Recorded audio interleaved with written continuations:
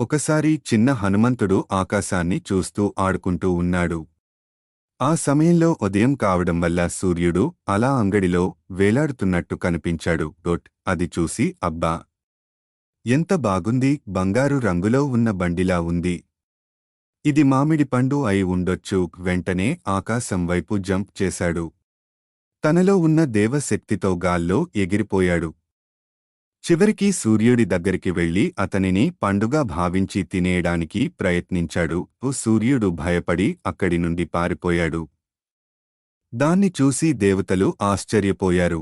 ఇప్పుడు ఇంద్రుడు ఆ విషయాన్ని చూసి హనుమంతుడిని తలపై వజ్రాయుధంతో కొట్టాడు. హనుమంతుడు నేలపై పడిపోయాడు. హనుమంతుని తండ్రి అయిన వాయుదేవుడికి చాలా కోపం వచ్చి తన శ్వాసని ఉపసంహరించుకున్నాడు. దీంతో లోకాలు ఊపిరి పీల్చలేకపోయాయి. పాపాలు, యజ్ఞాలు ఆగిపోయాయి.